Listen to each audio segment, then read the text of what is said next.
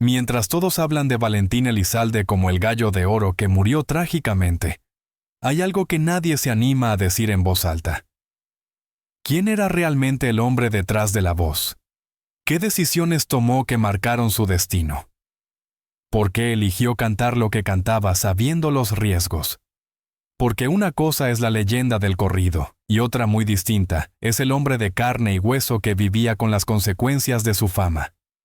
En este video no te voy a contar la versión romántica del ídolo intocable, ni la del mártir perfecto.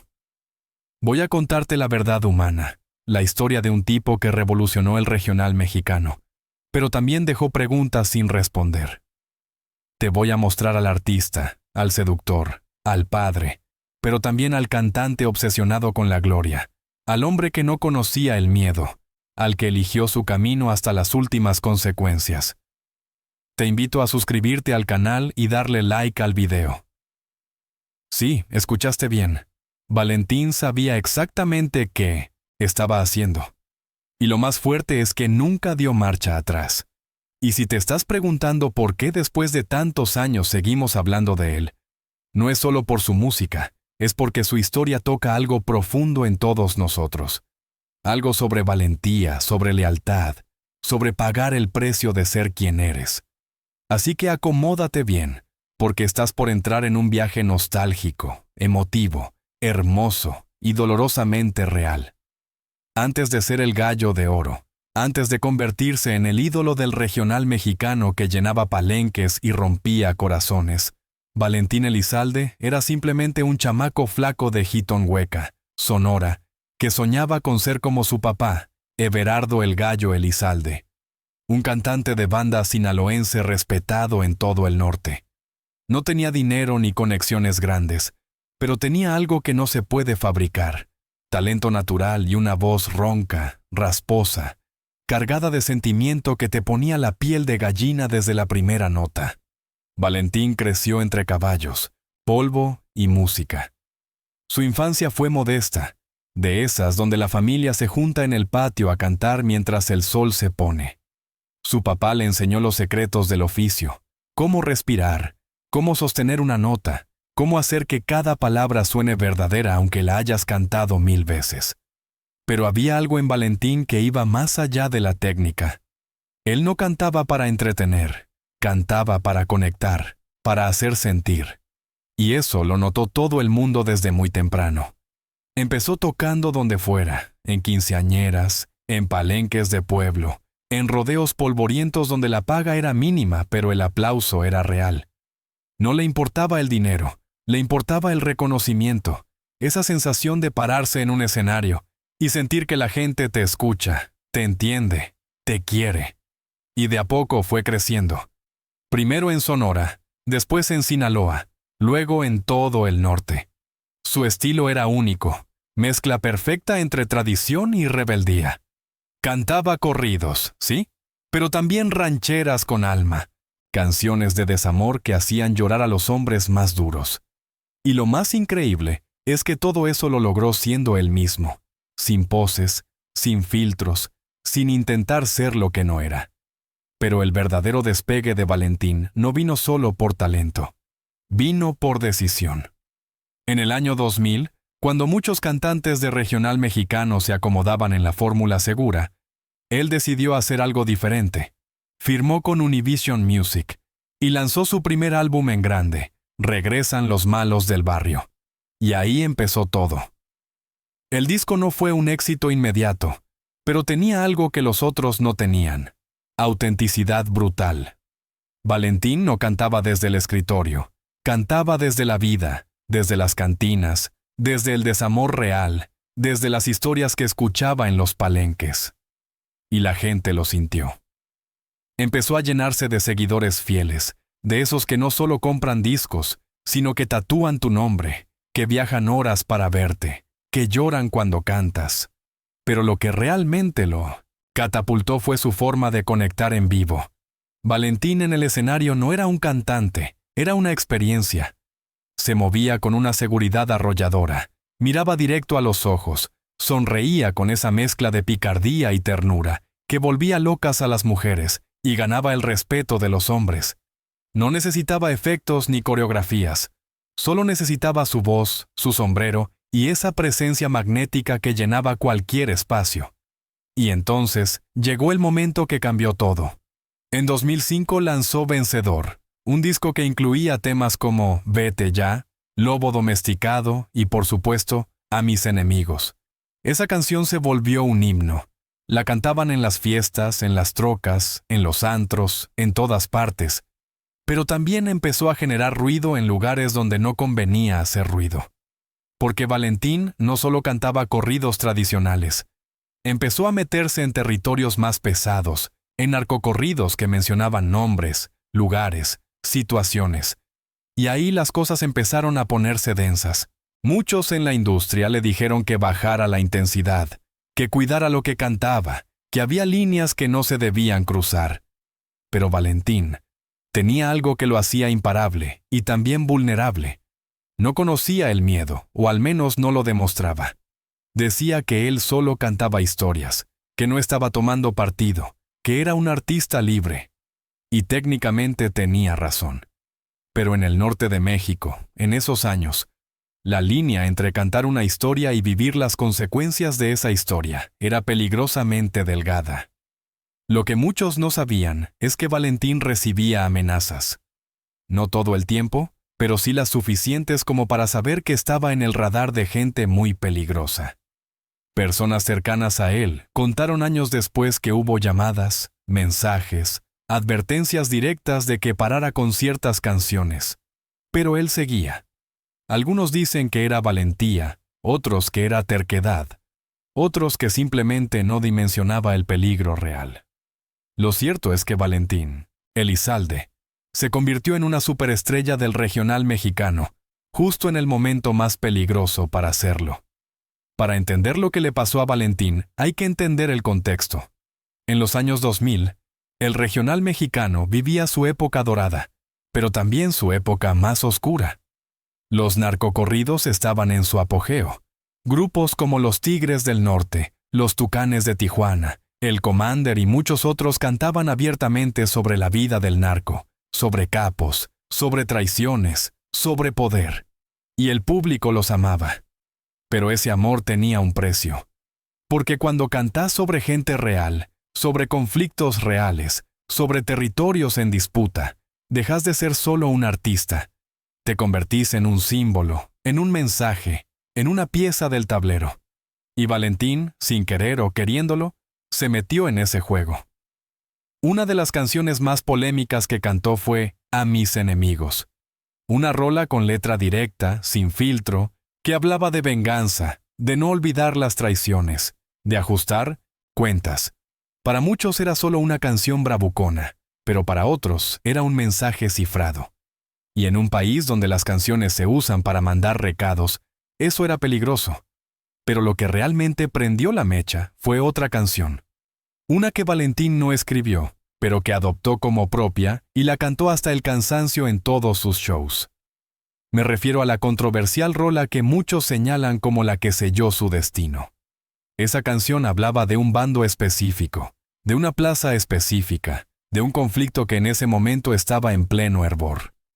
Y Valentín la cantaba con orgullo, con pasión, como si fuera un himno personal. Hubo gente que le rogó que la sacara del repertorio. Compañeros músicos, promotores, incluso familiares. Todos le decían lo mismo: esa canción te va a traer problemas. Pero Valentín no escuchaba. O peor, escuchaba y no le importaba. Tenía esa mezcla peligrosa de confianza extrema y fatalismo romántico. Creía que mientras fuera honesto con su arte, nada malo le podía pasar. Grave error. Porque en el mundo real, la honestidad artística no te protege de una bala. Lo irónico es que Valentín no era un narco, no estaba involucrado en nada ilegal, no tenía vínculos directos con el crimen organizado. Era solo un cantante. Pero en una guerra donde los símbolos importan tanto como las armas, ser solo un cantante no era suficiente excusa. Y mientras él seguía llenando palenques y rompiendo récords, en las sombras ya se estaba escribiendo el final de su historia. Pero Valentín no era solo música y controversia. Era también un hombre de carne y hueso, con una vida personal tan intensa como sus canciones. Tuvo amores, muchos. Relaciones tormentosas, pasionales, de esas que terminan en llanto y reconciliación a las 3 de la mañana. Se casó joven, tuvo hijos, pero su estilo de vida hacía casi imposible mantener una relación estable. Viajaba constantemente, vivía rodeado de tentaciones, de mujeres que lo adoraban, de fiestas interminables. Y él no era un santo. Lo sabía, lo aceptaba y hasta lo cantaba en sus rolas. Pero detrás de esa imagen de mujeriego incorregible, había un tipo que en el fondo buscaba conexión real. Quería ser amado, no solo admirado. Quería una familia, no solo fans. Pero la fama es cruel con esos deseos. Te da todo lo superficial y te quita lo profundo.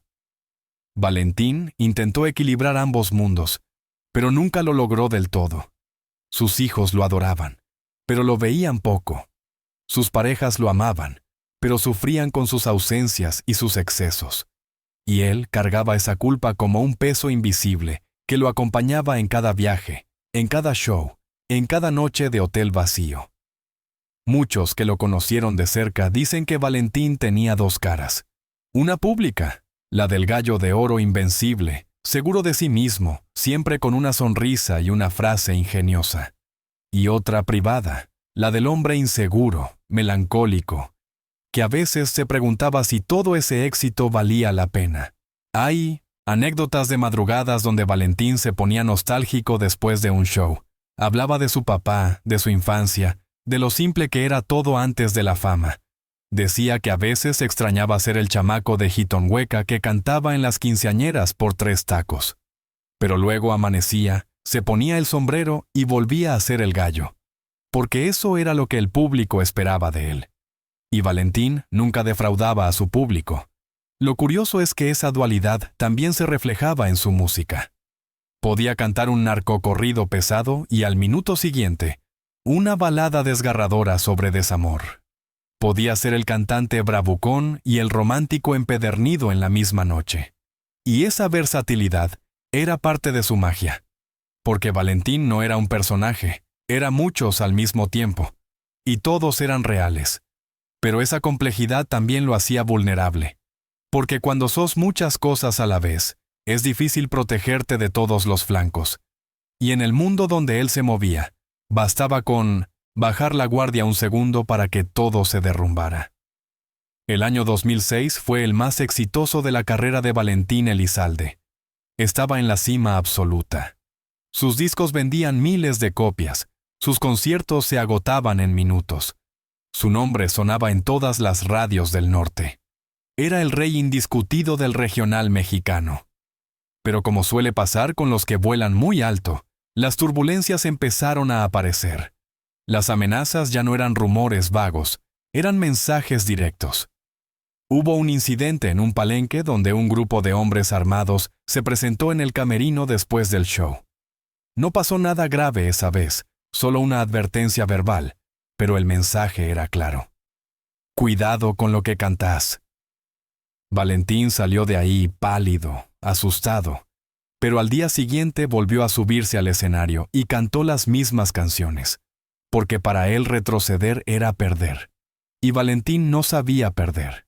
Sus amigos más cercanos empezaron a preocuparse en serio. Le suplicaban que contratara seguridad profesional, que dejara de cantar en ciertas plazas, que bajara el perfil. Pero Valentín era terco como una mula. Decía que si empezaba a tenerle miedo a las amenazas, su carrera se acababa. Prefería arriesgarse a vivir escondido. Una decisión valiente, pero también profundamente peligrosa. Lo que nadie sabía en ese momento es que ya había una fecha marcada en el calendario. Un concierto en Reynosa, Tamaulipas, programado para el 25 de noviembre de 2006. Una plaza complicada, en una ciudad donde la tensión entre grupos rivales estaba en su punto más alto. Varios promotores le aconsejaron que cancelara. Valentín se negó. Dijo que ya había firmado el contrato, que no iba a quedar mal con su público, que todo iba a estar bien. Esa fue la última decisión importante de su vida. El día del concierto todo parecía normal. Valentín llegó a Reynosa con su equipo, revisó el sonido, bromeó con los músicos, saludó a algunos fans. Estaba de buen humor, relajado. El show fue espectacular. Cantó todos sus éxitos. El público coreó cada canción. Hubo lágrimas, abrazos, euforia total. Cuando terminó, Valentín salió del escenario empapado en sudor, feliz, pleno. No sabía que esas serían sus últimas ovaciones. Después del concierto, como siempre, subió a su camioneta Suburban negra junto a su chofer, su representante y su primo. Iban rumbo al aeropuerto para tomar un vuelo de regreso. El camino era conocido, una carretera recta, poco iluminada. Eran cerca de las 2 de la mañana. Valentín iba en el asiento trasero, revisando su teléfono, probablemente pensando en el próximo show, en su familia, en la vida que lo esperaba. No vio venir lo que pasó después. A la altura del kilómetro 42 de la carretera Reynosa-Monterrey, una camioneta se emparejó con la Suburban de Valentín. No fue un adelantamiento normal, fue deliberado, calculado. Y entonces empezaron los disparos. Ráfagas de AK-47, cuerno de chivo, balas que perforaron el vidrio, el metal, todo. El sonido era ensordecedor, como fuegos artificiales del infierno. El chofer intentó acelerar, pero ya era tarde. Los impactos fueron certeros, precisos. No fue un ataque al azar, fue una ejecución. Valentín recibió la mayoría de los balazos. Más de 20 impactos directo en su cuerpo. Pecho, espalda, cabeza. No tuvo oportunidad de defenderse, ni siquiera de gritar. En cuestión de segundos, el Gallo de Oro dejó de respirar. Su representante Mario Mendoza también murió en el acto. El chofer quedó gravemente herido, pero sobrevivió. El primo de Valentín también resultó herido. La camioneta quedó destrozada, llena de sangre, casquillos y vidrios rotos. Un escenario de pesadilla. Los atacantes huyeron en la oscuridad sin dejar rastro. Cuando llegaron las autoridades, ya no había nada que hacer. Valentín Elizalde, el cantante más querido del regional mexicano, estaba muerto a los 27 años. La noticia explotó como bomba. Primero en Reynosa, después en todo Tamaulipas, luego en México entero y finalmente en toda Latinoamérica y Estados Unidos. Las radios interrumpieron su programación. Los noticieros abrieron con la tragedia. Las redes sociales, que en ese entonces apenas empezaban, se llenaron de mensajes de incredulidad y dolor. No podía ser cierto. Valentín no podía estar muerto. Pero lo estaba. Y la forma en que murió dejó claro que no fue un asalto común, no fue un accidente. Fue un asesinato planeado, ejecutado con frialdad profesional. Alguien quería que Valentín dejara de cantar. Y lo lograron. El cuerpo fue trasladado a la ciudad de Navojoa, Sonora, su tierra natal, donde se realizó el velorio. Decenas de miles de personas se congregaron para despedirlo. Hubo llanto desconsolado, desmayos, gritos de dolor. Mujeres que nunca lo conocieron en persona lloraban como si hubieran perdido a un familiar. Hombres curtidos, de esos que jamás muestran debilidad, se quebraban frente al ataúd. Porque Valentín no era solo un cantante. Era un símbolo, una voz, un pedazo de identidad cultural. Y su muerte se sintió como una herida colectiva. Pero en medio del dolor, empezaron las preguntas. ¿Quién lo mató? ¿Por qué? Fue por las canciones. Fue un ajuste de cuentas. Fue un mensaje. Y lo más inquietante de todo, alguien sabía que esto iba a pasar. Las investigaciones oficiales fueron un desastre. La Procuraduría de Tamaulipas abrió una carpeta, hizo declaraciones vagas, prometió resultados, pero nunca llegaron. No hubo detenidos, no hubo culpables, no hubo justicia.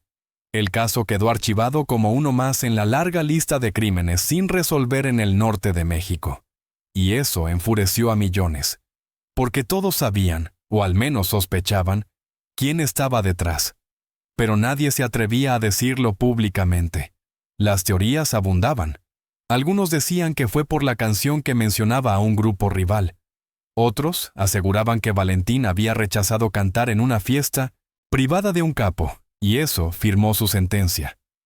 Hubo quien dijo que fue un mensaje para otros cantantes, una advertencia de que había límites que no se podían cruzar. Lo más probable es que haya sido una mezcla de todo. Valentín se había convertido en un símbolo incómodo para ciertos sectores. Su música movía masas, sus palabras tenían peso, su imagen representaba algo que algunos querían borrar. Y en un contexto donde el control territorial se peleaba con balas, los símbolos también eran objetivos militares. Lo que sí quedó claro es que su muerte no fue accidental ni improvisada. Fue un operativo organizado, con inteligencia previa, con seguimiento, con ejecución profesional. Alguien sabía dónde iban a estar Valentín esa noche, a qué hora iba a salir, por qué carretera iba a pasar. Alguien de adentro tuvo que haber pasado información, y eso es lo más escalofriante de todo.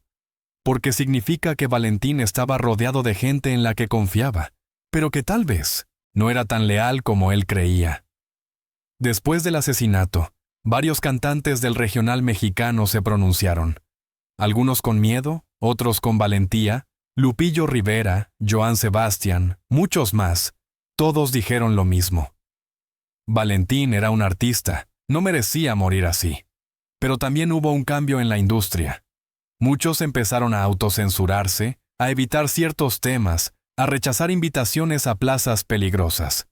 El miedo se instaló, y con razón.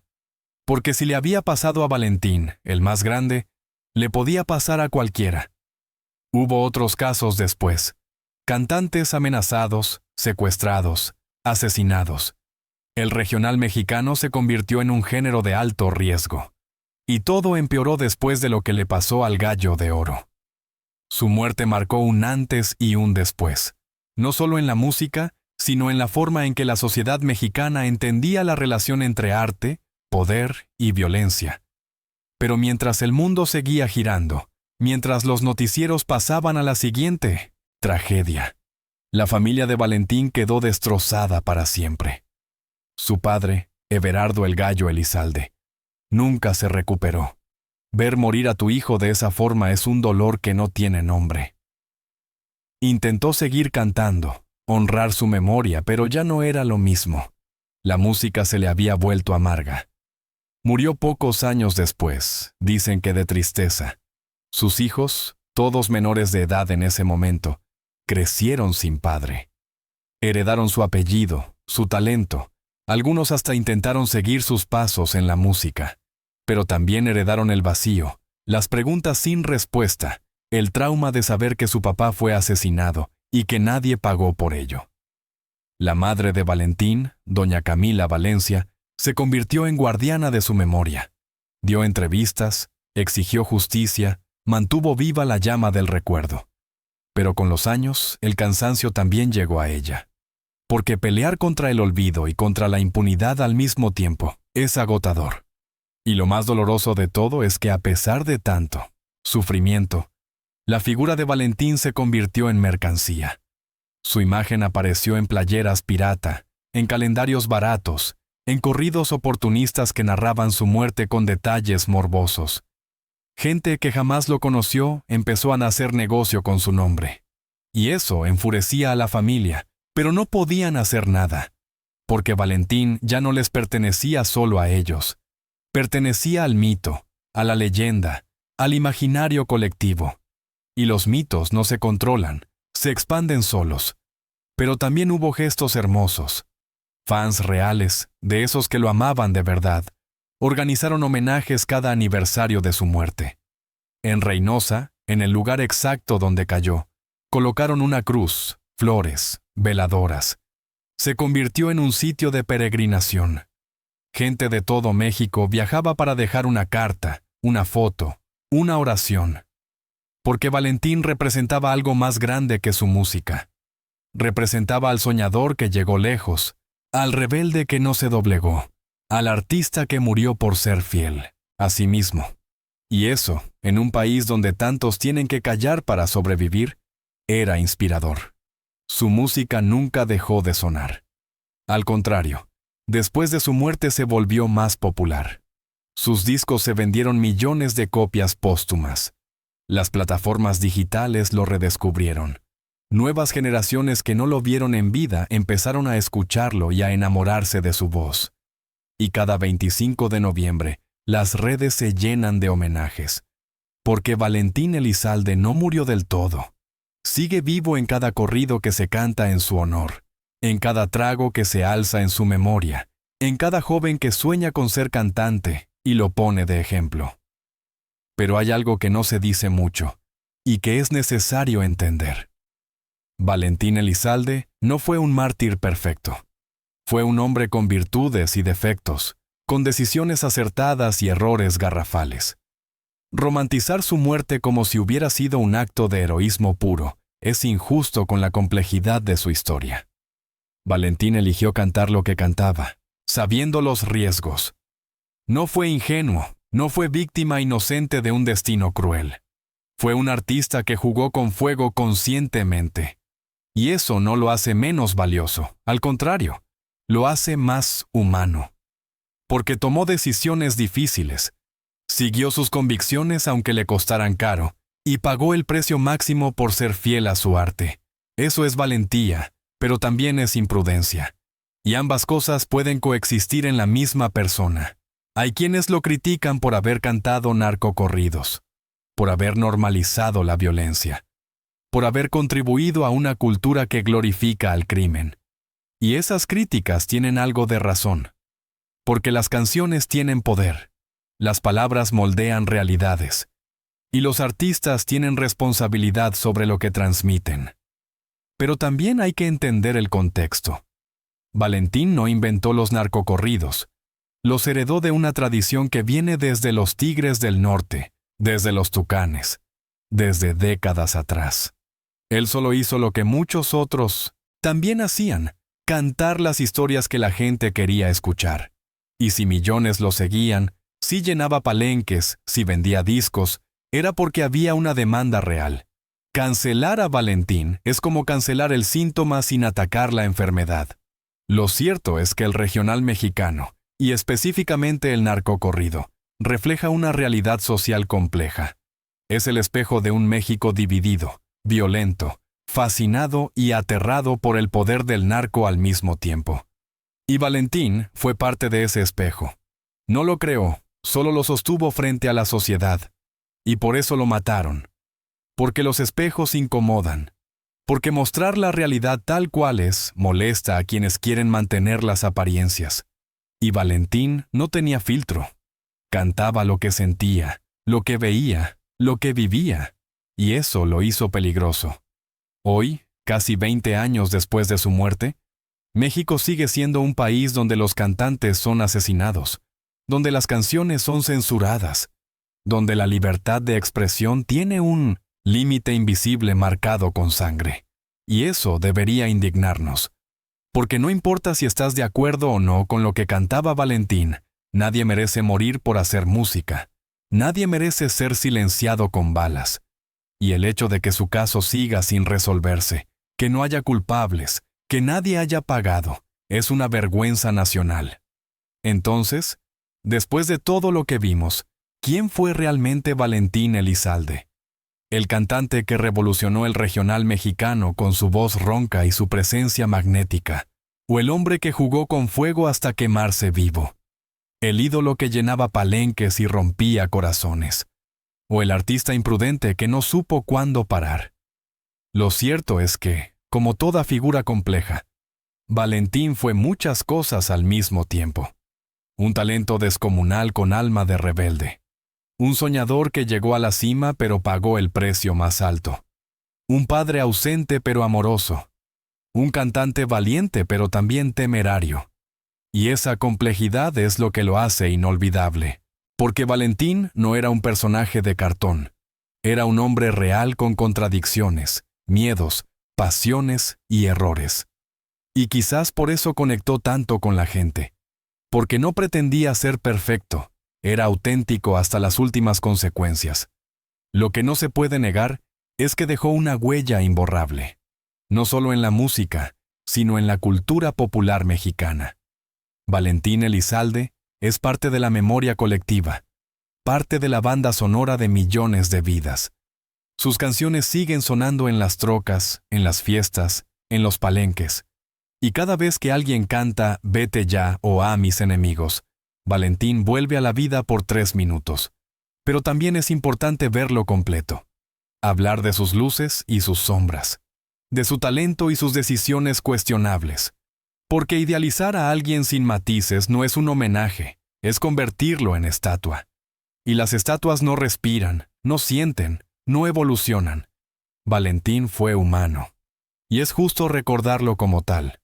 Hoy, mientras el regional mexicano sigue creciendo, mientras nuevos artistas llenan estadios y rompen récords, el nombre de Valentín Elizalde sigue resonando como una advertencia y como una inspiración. Una advertencia de que la fama tiene un costo. Y una inspiración de que vale la pena ser fiel a uno mismo, aunque el mundo entero te pida que cambies. Así que, frikis del regional, la pregunta queda abierta. ¿Valentín Elizalde fue un héroe o un inconsciente? ¿Un mártir del arte o una víctima de sus propias decisiones? Quizás la respuesta es que fue todo eso y más. Y quizás esa sea la única forma honesta de recordarlo. Coméntame qué opinas por ahí abajo. Y no te olvides de darle duro al botón de like, suscríbete, activa la campanita y sígueme en todas mis redes. Porque la historia de Valentín Elizalde no termina aquí. Sigue viva en cada corrido, en cada homenaje, en cada generación que descubre su música y se pregunta cómo un tipo tan joven pudo brillar tan fuerte y apagarse tan rápido. Nos vemos en el próximo video. Y recuerda, la música nunca muere. Los artistas, a veces sí, pero su legado, ese es eterno.